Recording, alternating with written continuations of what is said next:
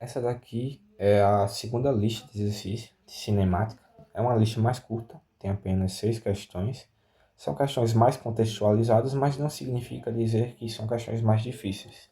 À primeira vista até pode parecer, porque você vê muitas palavras, né, um enunciado enorme, então você subentende que a questão é difícil, mas nem sempre é assim.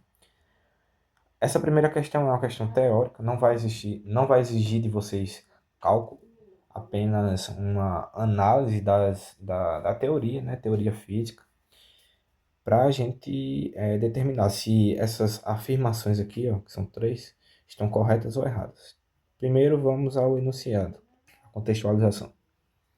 Um objeto é lançado verticalmente, ou seja, para cima, verticalmente para cima, no vácuo. No vácuo quer dizer que não tem partículas no ar, tá? Realiza sua trajetória de subida e, após atingir a altura máxima, retorna ao ponto de partida. Então, o objeto é lançado para cima, chega um determinado momento, quando a altura é máxima, ele começa a descer e volta para o mesmo local. Desprezando a resistência do ar e considerando a aceleração da gravidade constante durante todo o percurso, analisa as afirmações sobre o instante em que o objeto atinge a altura máxima. Então, o que vai importar para a gente nessa questão é quando o objeto está lá no topo do movimento. Então, eu vou desenhar aqui só para ilustrar para vocês entenderem melhor. Então, a gente tem o solo e um objeto que está sendo lançado para cima. Pronto. Ele está sendo lançado para cima e está atuando sobre ele uma aceleração, que é a aceleração da gravidade. A aceleração é constante. O nosso objeto vai andar em linha reta, né? Ele vai percorrer uma trajetória retilínea. Se a trajetória é retilínea e a aceleração é constante, esse objeto se trata de um movimento. O movimento que esse objeto vai, vai fazer se trata de um movimento retilíneo uniformemente variado. Tá? Então, o objeto sobe e lá no topo a gente tem que analisar quais são as características do objeto nesse momento do movimento para responder algumas perguntas. Na verdade, para discutir se essas afirmações são verdadeiras ou falsas. Primeiro eu vou explicar melhor como vai funcionar esse movimento para depois a gente ir para as afirmações. Quando o objeto ele é lançado para cima, uma força tem que ser exercida sobre ele, certo? Por exemplo, uma bola de ping-pong. Se você joga para o alto, você tem que fazer uma força para ela subir. Vai chegar um determinado momento em que ela deixa de subir e, por um instante, mesmo que seja muito breve, a velocidade dessa bola vai ser zero, que é no topo do movimento. Então ela sobe, ela vai perdendo a velocidade, né, porque a Terra está puxando ela para baixo. Na altura máxima, a velocidade dela é nula. A partir do momento, o momento que segue esse momento em que a velocidade é nula, é o momento da troca de sentido. A velocidade, perdão, a bola ela deixa de subir, para por um breve instante e começa a descer, né? Fazendo o sentido oposto, percorrendo a trajetória no sentido oposto. Então, nessa primeira parte do movimento, a bola está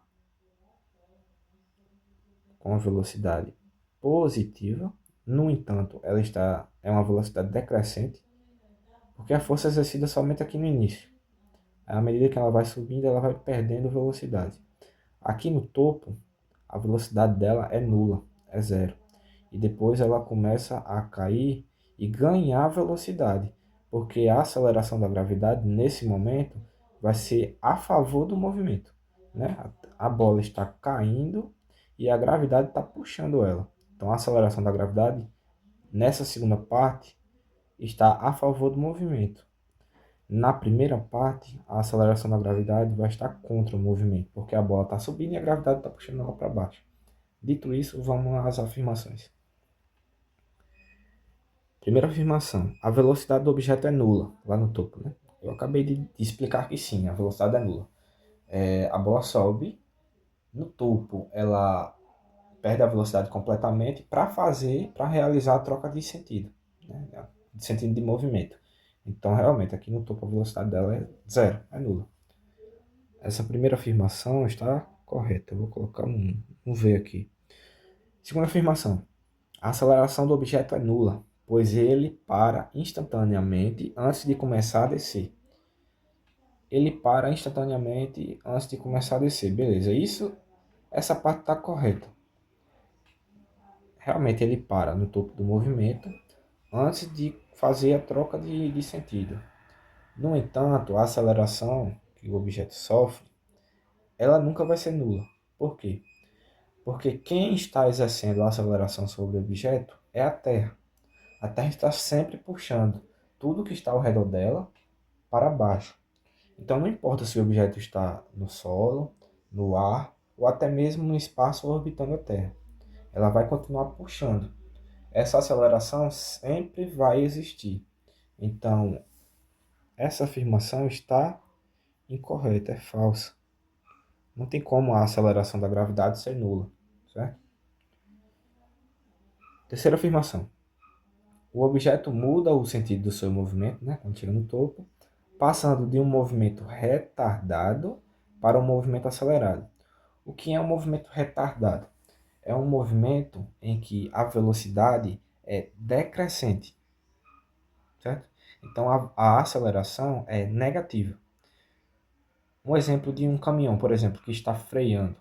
Se a velocidade do caminhão está diminuindo, se trata de um movimento retardado. Logo, a aceleração vai ser negativa, porque a aceleração não está impulsionando o caminhão, está parando ele. Na primeira metade do movimento, isso é verdade, o movimento é retardado, porque a aceleração está contra o movimento, a aceleração é negativa. Na segunda metade do movimento, o movimento passa a ser acelerado, de fato, porque a gravidade passa a estar a favor do movimento.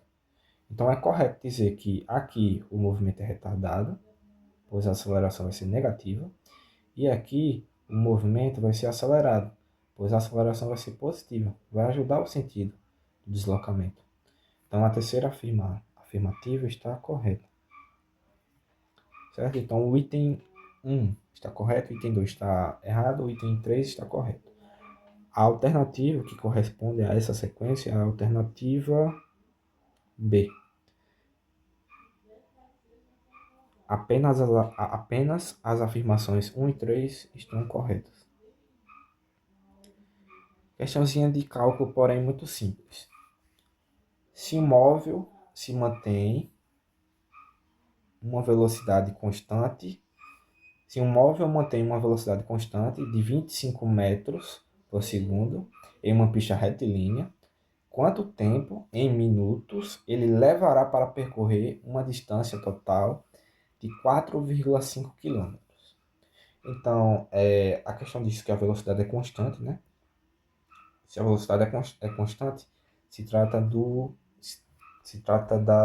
de um movimento retilíneo uniforme, certo? Sem aceleração. A questão nos dá a velocidade. É sempre bom vocês anotar os dados, porque vai dando um direcionamento para vocês. E dá a distância, né? Por causa do ΔS, que é 4,5 quilômetros. Isso aqui é igual a 4.500 metros. De quilômetros por metro, basta vocês multiplicarem por 1.000. Isso aqui é 4.500 metros. Aí ele quer saber o tempo, né? Que é o ΔT. Então é só a gente jogar na fórmula que vai achar. Como a velocidade está em metros por segundo, o deslocamento eu tive que converter para metro. Se a velocidade estivesse em quilômetros por hora, eu não precisava fazer essa conversão. Então, desse outro lado aqui, eu vou fazer o cálculo. Então, a velocidade é 25, isso é igual a ΔS, que aqui é 4.500, dividido dividido por ΔT. Passando ΔT para o outro lado da igualdade, vai ficar 25 ΔT é igual a 4.500. Isolando o ΔT, o 25 vai passar dividindo. Vai ficar ΔT é igual a 4.500 dividido por 25. Aí aqui eu vou ser malandro e escrever esse 4.500 de uma outra forma. 4.500 é 45 vezes 100. Isso tudo dividido por 25. Então o que eu vou fazer? Eu vou dividir esse 100 pelo 25, não os 4.500, que é muito mais fácil. Então eu repito 45 e faço a divisão. 100 dividido por 25 é 4, porque 4 vezes 25 é igual a 100. 45 vezes 4 vai dar 180. E esse tempo está em segundo. A questão nos pede o tempo em minutos, né? Ó, em minutos. Então a gente tem que converter de segundos para minutos. 180 segundos são 3 minutos. Basta você dividir por 60. Então ΔT é igual a 180 segundos, que por sua vez é igual a 3 minutos. Resolvida a questão. Questão de número 3. Um automóvel move-se em uma rodovia retilínea e passa pelo marco quilométrico 140 quilômetros. Aquele marco que tem aquelas plaquinhas geralmente que tem nas rodovias, seja a rodovia estadual, seja a rodovia federal, né, na BR. Quilômetro 150, quilômetro 110, enfim. Ele passou por esse marco quilométrico às 1h30 e pelo marco 380 quilômetros às 4h30. Aí ele pergunta qual é a velocidade média desse automóvel durante esse intervalo de tempo. Primeiro, vamos calcular o intervalo de tempo. De 1h30 a 4h30 são quantas horas? Veja, de 1h30 até 2h30, 1 hora. De 1h30 até 3h30, 2 horas. De 1h30 até 4h30, 3 horas. Certo? Então o ΔT aqui vai ser igual a 3 horas. A distância percorrida vai ser 380 menos 140, que vai dar 140, 240, tá? 240. Delta S vai ser igual a 240 quilômetros, né? 140 para 240, 100. 140 para 340, 200. 240 para 300. Não, perdão. 340 para 380 mais 40. 240. Só fazendo aqui os cálculos de cabeça. Perdão. Pronto, a gente tem o deslocamento e tem o tempo. Basta jogar na fórmula da velocidade média para descobrir a velocidade, que é o que ele quer saber. Como ele não exige a velocidade em metros por segundo, eu posso deixar ela em quilômetros por hora mesmo. Então, a fórmula da velocidade média, Vm é igual a ΔS sobre ΔT. A velocidade média, portanto, vai ser 240 dividido por 3. Isso aqui é igual a 80 km por hora. Para você fazer isso aqui de cabeça, basta você analisar se você não souber, né? 240 é igual a 24 vezes 10. Isso tudo dividido por 3. 24 dividido por 3 é 8. 8 vezes 10 é igual a 80. Certo? Então a resposta é essa daqui. Questão de número 4. Um carro de polícia está parado em um cruzamento quando um veículo suspeito passa por ele com uma velocidade constante e proibida de 30 metros por segundo, que equivale a 108 km por hora, mantendo o movimento retilíneo uniforme. Então, o carro que passa pela polícia tem movimento retilíneo uniforme, não tem aceleração. O policial imediatamente inicia uma perseguição no mesmo instante, acelerando uniformemente a uma taxa de 4 metros por segundo ao quadrado. Quanto tempo a viatura de polícia levará para alcançar o veículo suspeito e qual será a velocidade da viatura no instante do encontro? Certo? Então, a gente vai tratar o movimento iniciando do zero, né, do marco zero. Esse zero vai ser zero. A velocidade do carro é constante, né? Deixa eu só separar as coisas aqui. Aqui vai ser os dados da viatura e aqui do suspeito. A viatura, ela parte do marco zero, né? O suspeito também.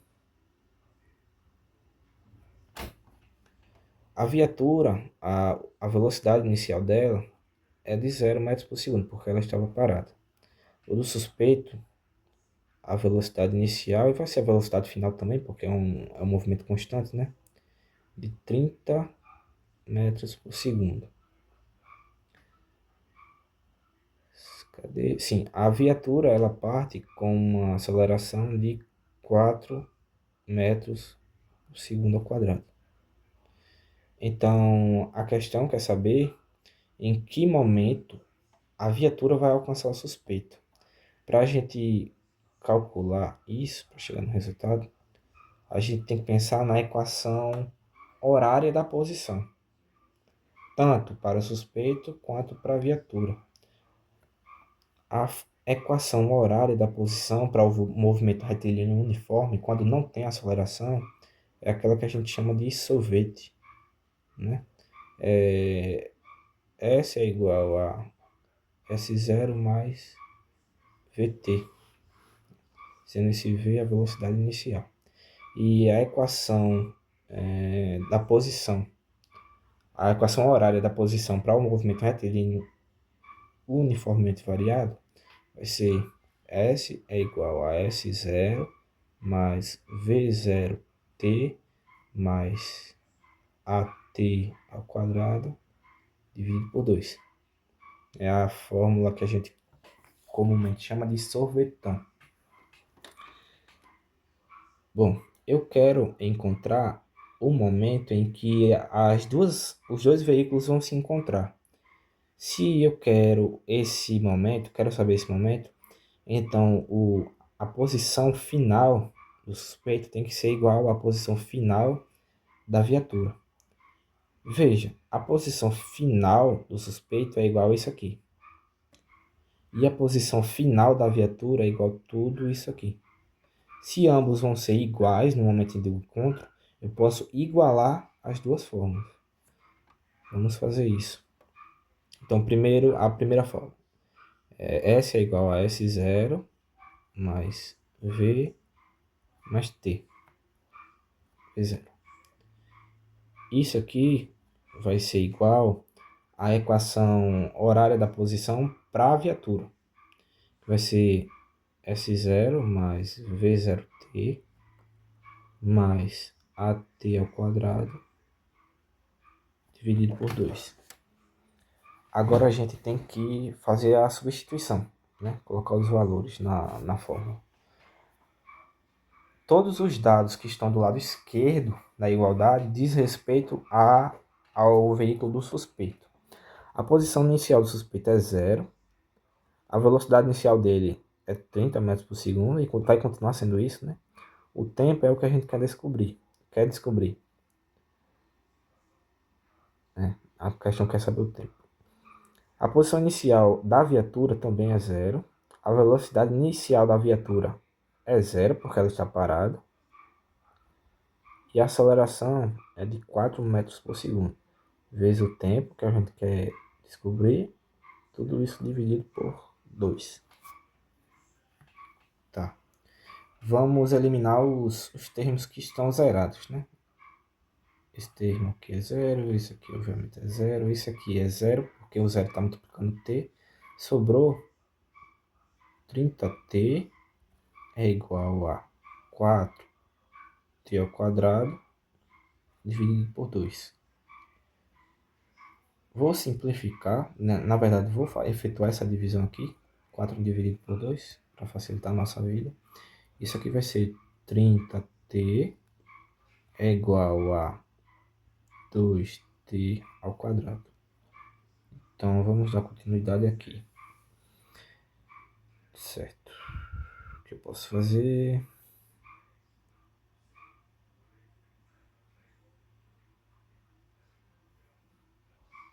Eu vou juntar o que é número com o que é número e o que é letra com o que é letra.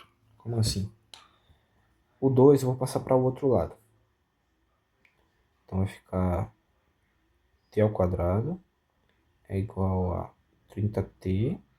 E o 2 eu passei para o outro lado. Aqui. Ele estava multiplicando, vai passar a dividir. Isso aqui vai ser igual a t ao quadrado é igual a 15t.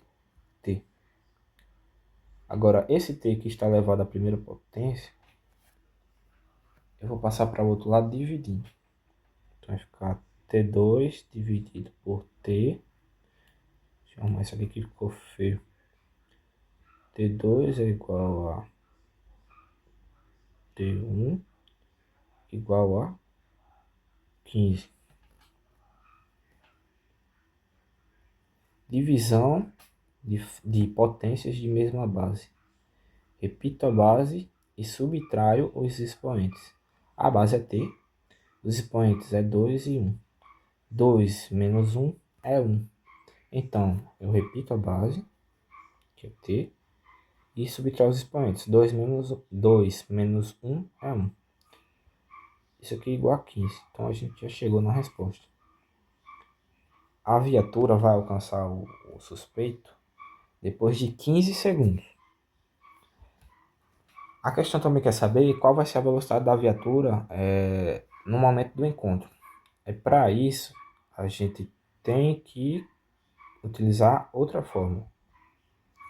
Como a gente sabe o tempo em que ela vai se encontrar, a gente pode utilizar essa fórmula aqui. Ó.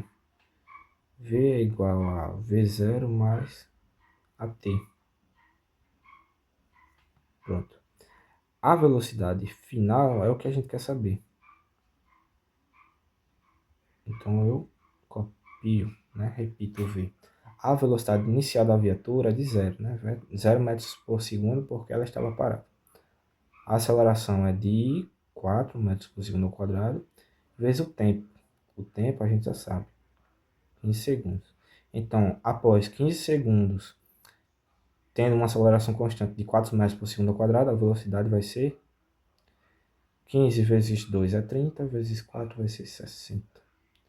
Então, V é igual a 60 metros por segundo. Feita a questão. Então, a resposta é 15 segundos e a velocidade, né, que vai ser 60 metros por segundo. 15 é o tempo em que a viatura vai demorar para alcançar o veículo suspeito e 60 vai ser a velocidade em que ela vai estar no momento do encontro. Questão número 5.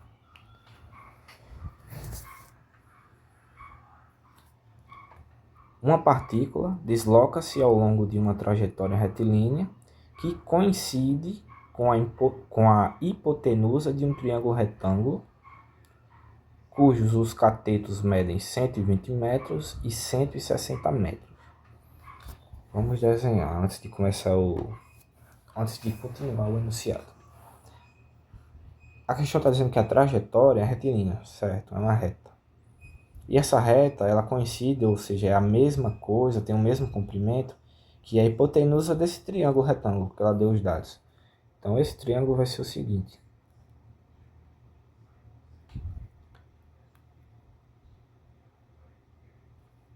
Vai ser um triângulo retângulo onde os catetos medem 120 e 160. Aí a hipotenusa ela tem o comprimento da trajetória da partícula. Então a gente quer saber quanto ela vale, né? A gente vai fazer por teorema de Pitágoras. A ao quadrado é igual a b ao quadrado mais c ao quadrado. A ao quadrado, que é a hipotenusa, vai ser igual a, aqui tanto faz a ordem, que vai ser 120 ao quadrado mais 160 ao quadrado. 120 ao quadrado vai dar, deixa eu colocar aqui do lado, vai dar 14.400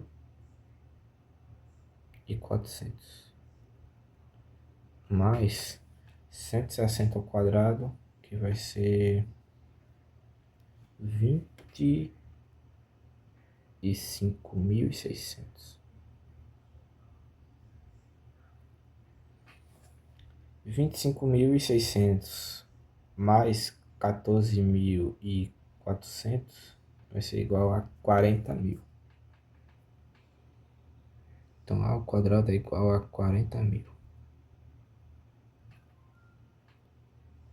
A vai ser a raiz de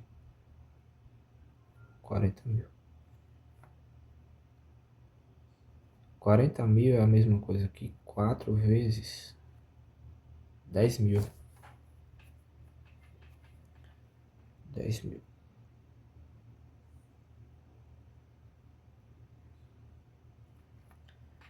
10.000 é a mesma coisa que 10 elevado à quarta potência, que por sua vez é igual a 10 elevado à segunda potência vezes 10 elevado à segunda potência. Certo? Aqui eu posso calcular as raízes separadamente, como se trata de um produto lá dentro. E todos os três fatores são quadrados perfeitos. Raiz quadrada de 4 é 2. Vezes a raiz quadrada de 100, né? Que é 10 ao quadrado, que é 10. E 10 de novo. Isso aqui vai ser igual a 200 metros. Então a hipotenusa mede 200 metros. Pronto, agora a gente dá continuidade à questão. Ela realiza o percurso subindo do vértice inicial ao topo em um intervalo de tempo de 25 segundos. Então ela parte do vértice inicial ao topo. O vértice poderia ser qualquer um desses, tá? Como se trata da hipotenusa, poderia ser ou esse ou esse. Mas como ele está falando que ela parte do vértice inicial para o topo, então entende-se que ela está subindo, né? Uma rampa.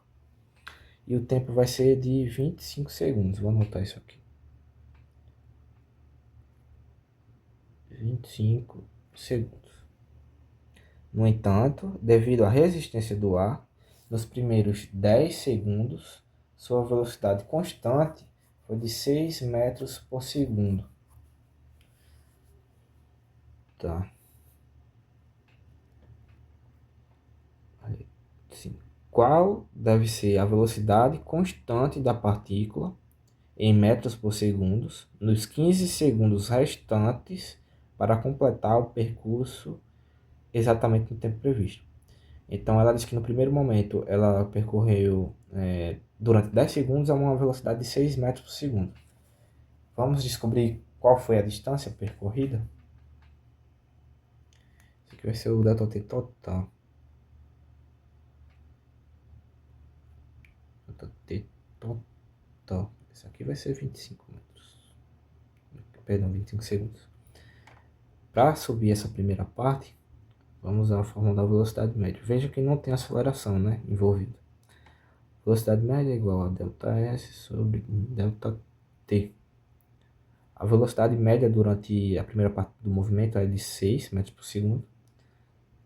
O deslocamento é o que a gente quer saber.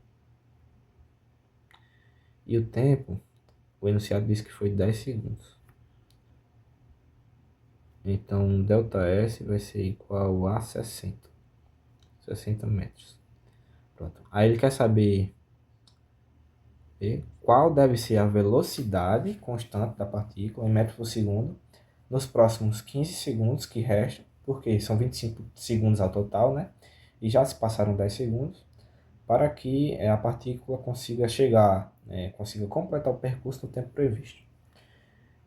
Então, se ela percorreu 60 metros, sabendo que a hipotenusa tem 200 metros, quer dizer que resta 140 metros, né, para terminar o percurso. Então, a velocidade média vai ser igual a 140 metros, que é a distância que eu quero percorrer, e eu só tenho 15 segundos para fazer isso.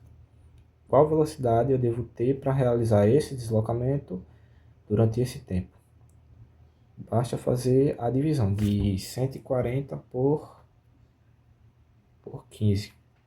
Então, 140 dividido por 15, isso aqui vai dar 9,33, uma dízima periódica. Isso aqui em metros por segundo. Pronto. Então, a uma velocidade de 3,3333 metros por segundo, ele vai demorar 15 segundos para percorrer 140 metros. Vejam que no primeiro momento, só para ver se faz sentido o resultado, no primeiro momento, em 10 segundos, a uma velocidade de 6 metros por segundo, ele percorreu 60 metros apenas.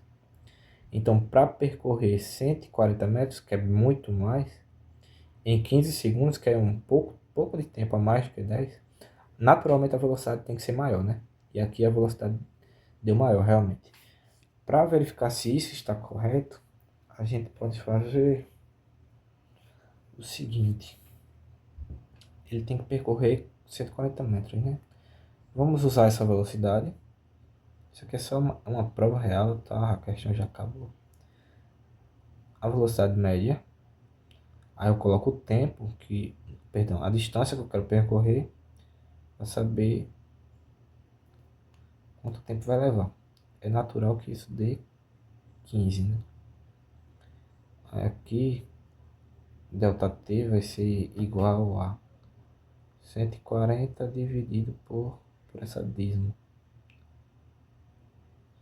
Isso aqui vai ser igual a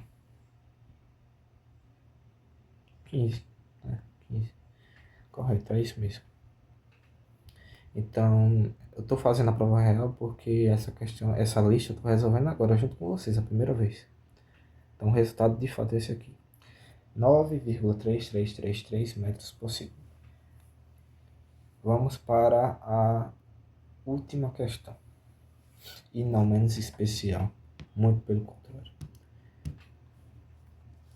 Dois veículos, X e Y, né? Então ele está nomeando os dois veículos, trafegam em uma avenida retilínea, um atrás do outro, ambos com velocidade constante de 90 km por hora. O veículo X está na frente. Em determinado momento, o motorista do veículo X avista um perigo e pisa no freio, imprimindo uma desaceleração constante de 5 metros por segundo ao quadrado até parar. O motorista do veículo Y, que é o veículo que estava atrás, possui um tempo de reação de 0,8 segundos, que é o tempo entre perceber a luz de freio do veículo da frente e efetivamente acionar seus próprios freios. Então, o tempo em que ele demora para perceber o que está acontecendo e pisar no freio, esse intervalo de tempo é 0,8 segundos. Quando aciona os freios, o veículo Y, que é o veículo que está atrás, desacelera a uma taxa constante de 4 metros por segundo ao quadrado. Para que não ocorra uma colisão traseira, qual deve ser a distância mínima inicial de segurança entre a traseira do veículo X e a frente do veículo Y, no instante em que X começa a frear? Então vamos tentar desenhar isso aqui para clarear o que está acontecendo nessa questão. É muita informação. tem o veículo X e o veículo Y. O veículo X, ele vê um obstáculo e vai parar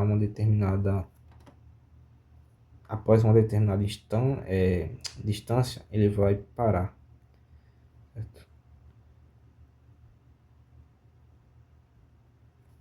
Então aqui ele está no início do movimento, aqui está no final, quando ele para. Isso aqui é o motorista X. O motorista Y, ele estava logo atrás do motorista X e ele só vai frear depois de um determinado tempo. Ou seja, a distância que ele vai demorar para parar, naturalmente vai ser maior. Ele vai parar lá na frente. Veja que o veículo Y ele vai parar, a tendência é que ele pare bem depois do que o veículo X. Se ele para bem depois e ele está bem atrás do veículo X, o que vai acontecer é uma colisão. O veículo Y vai colidir com o veículo X. Aí a questão quer saber qual é a distância necessária que o veículo Y tem que estar atrás do veículo X antes deles começarem a acionar os freios. Por exemplo, aqui, ó, eles não estão iguais, um logo atrás do outro. A questão é saber qual a distância que o veículo Y tem que estar para trás para que ele compense essa distância a mais que ele vai demorar para percorrer. Então, para a gente chegar no resultado, a gente tem que saber qual é a distância a mais que o veículo Y percorre do veículo X. Essa distância que ele percorre a mais deveria ser a distância que ele deveria estar no início do movimento. Como ele passa, né, ele percorre uma distância maior do que o veículo X, essa diferença entre a distância de X e Y, não sei se vocês estão conseguindo visualizar, essa distância aqui, ó, tem que ser a distância segura em que ele deveria estar do veículo X, lá no início do movimento. Então, certo não é que esse carrinho esteja igual com o X, e sim que ele esteja lá atrás. A qual distância? Essa daqui. Tá? Então, vamos analisar os dados agora. Deixa eu apagar esse desenho aqui para ganhar espaço. Tá. Veículo X. Ambos os veículos trafegam a uma velocidade constante, então nesse primeiro momento não tem aceleração e desaceleração, de 90 km por hora. Então a gente tem que passar primeiro esse 90 km por hora para metro por segundo. 90 km por hora vai ser igual a 900 dividido por 36. Ou 90 dividido por 3,6, é a mesma coisa. Isso aqui vai dar igual a 20. É 20? É 25. Vamos ver. 2, aqui dá 72. Dá diferença, abaixo o zero. É 25. Então 90 km por hora é igual a 25 metros por segundo. Então V0 aqui é igual a 25 metros por segundo. Para o veículo Y, que é o desatento, o V0 também vai ser igual a 25 metros por segundo. 25 metros por segundo. Aí o veículo, a gente viu que o veículo Y ele demorou 0,8 segundos para começar a pisar no freio. Então, durante 0,8 segundos, ele continuou andando nessa velocidade de 25 metros. Como ele tem essa velocidade constante de 25 metros por segundo durante 0,8 segundos, ele vai andar mais e ele vai realizar um deslocamento antes de começar a frear. A gente tem que calcular esse deslocamento que ele fez nesse tempo de reação que ele teve. Então, deslocamento tem tempo, Se tem tempo, a gente vai ter que usar. Acho que aqui vai ser sorvetão. S é igual a S0 mais VT mais AT ao quadrado delta S. Fora isso, a gente tem a forma do vovô AT. Eu vou até melhor colocar aqui no canto. V é igual a V0 mais AT. A gente também tem V é igual a V0. V ao quadrado é igual a V0 ao quadrado mais 2A delta S. E temos o sorvetão, que é a forma que eu acabei de escrever ali do lado. Mais VT mais AT ao quadrado dividido por 2. Eu não vou poder usar, ó, eu tô fazendo aqui junto com vocês uma análise das fórmulas. Eu não vou poder usar tempo, aceleração. Oh, não, viajei. Esse primeiro momento a velocidade é constante, então não é o movimento retilíneo uniformemente variado. É o movimento retilíneo uniforme. Então basta que a gente utilize a fórmula do sorvete. Esse S é igual a S0 mais VT. Então eu tenho tempo, tenho a velocidade que é constante, tenho a posição inicial que vai ser 0 dos dois. Aí eu quero saber qual a distância percorrida por ele durante esse tempo de reação. Então aqui S vai ser igual a 0 mais 25, que é a velocidade, vezes o tempo, que é 0,8. S vai ser igual a 25 vezes 0,8.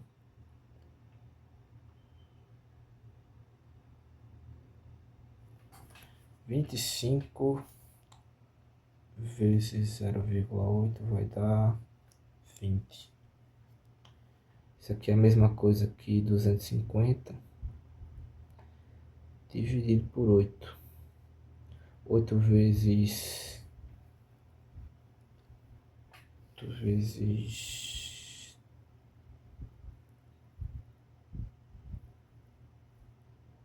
Não, perdão, eu tava pensando como se fosse uma divisão, uma multiplicação.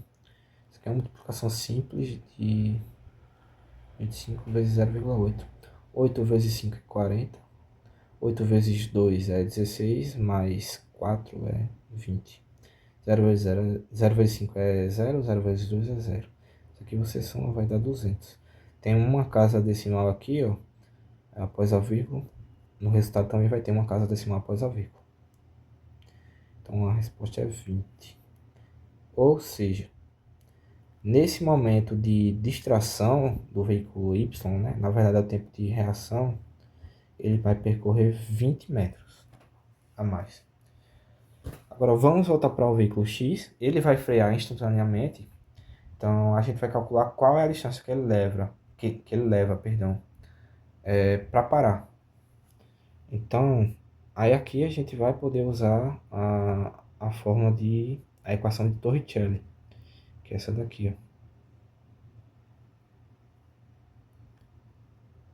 Então vai ser V ao quadrado é igual a V0 ao quadrado mais 2A delta S.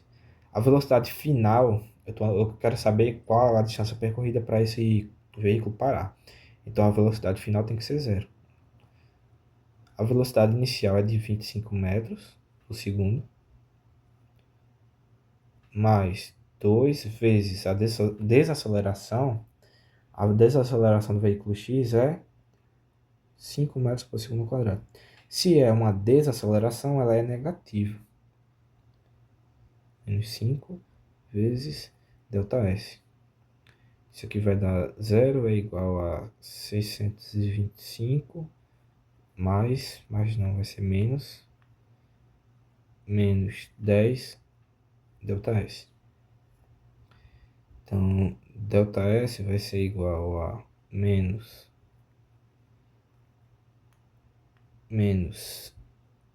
625 dividido por menos 10.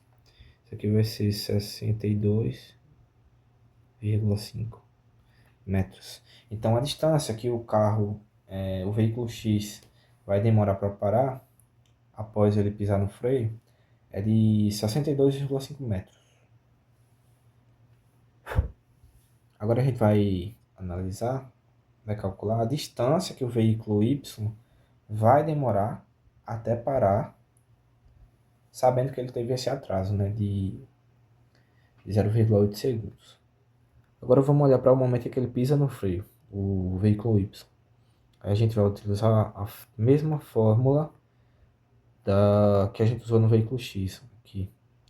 A equação de Torricelli vai ser v ao quadrado. Eu gosto de repetir a fórmula, tá? Antes de colocar os dados. É igual a 2a ΔS. A velocidade final vai ser zero, né? Porque eu estou analisando a distância. Eu quero saber a distância que ele vai percorrer para parar. Logo, a velocidade final tem que ser zero. A velocidade inicial também é de 25 metros, né? Isso ao quadrado. 25 metros por segundo. Mais 2 vezes a aceleração, que vai ser menos 4 para ele, menos 4 metros por segundo ao quadrado, vezes ΔS. Isso aqui vai ser, ΔS é igual, aqui vai dar 625, vai passar para o outro lado negativo.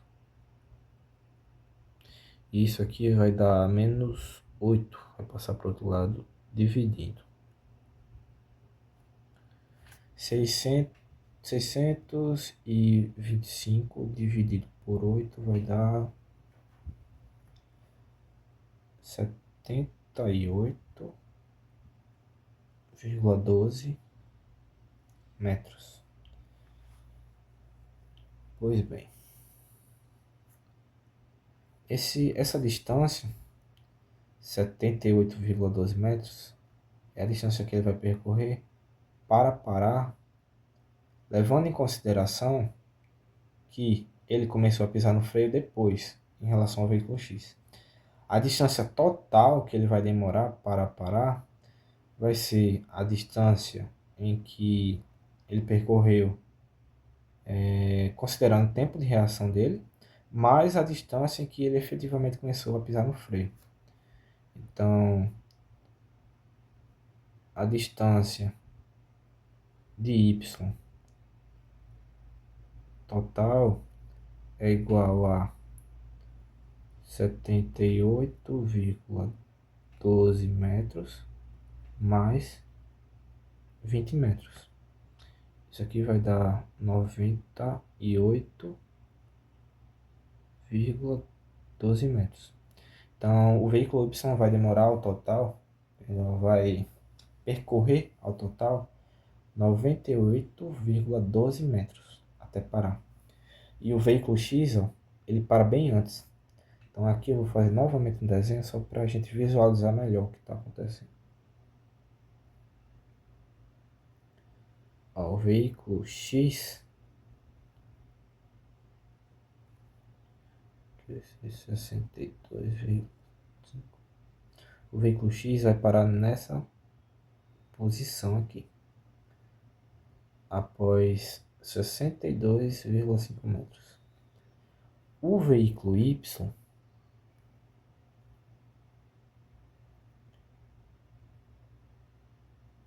ele vai parar após 98,12 metros. É bem depois. Então, nesse caso, seria natural que o veículo Y colidisse com o veículo X. Só desenhar um carrinho aqui, né? Arrumado. Vai esse mesmo. Seria natural que o veículo Y colidisse com o veículo X, porque ele vai demorar mais tempo, ele vai percorrer um espaço maior até parar. Então, para que essa colisão não ocorra, a gente tem que analisar essa diferença aqui, ó. Essa diferença aqui, ó. Essa distância deveria ser a distância segura em que o veículo Y deveria estar no início do movimento para que ele evitasse essa colisão, que é o que a questão pede. Essa distância aqui vai ser a diferença entre a distância percorrida pelo veículo Y e a distância percorrida pelo veículo X. Então, uma simples subtração aqui vai finalizar a questão. Isso aqui vai ser a distância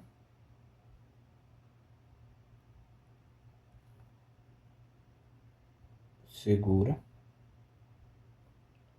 vai ser igual a 98,12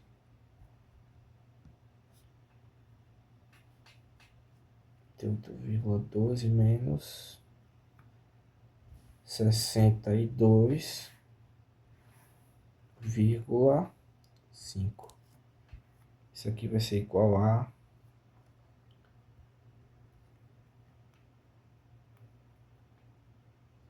35,62 metros. Então, a distância lá no início do movimento, antes de começar antes de ambos os veículos começarem a frear e tudo, a distância segura que o veículo Y deveria estar do veículo X deveria ser de 35,62 metros. Se ele tivesse a essa distância do veículo X, a colisão não ocorreria.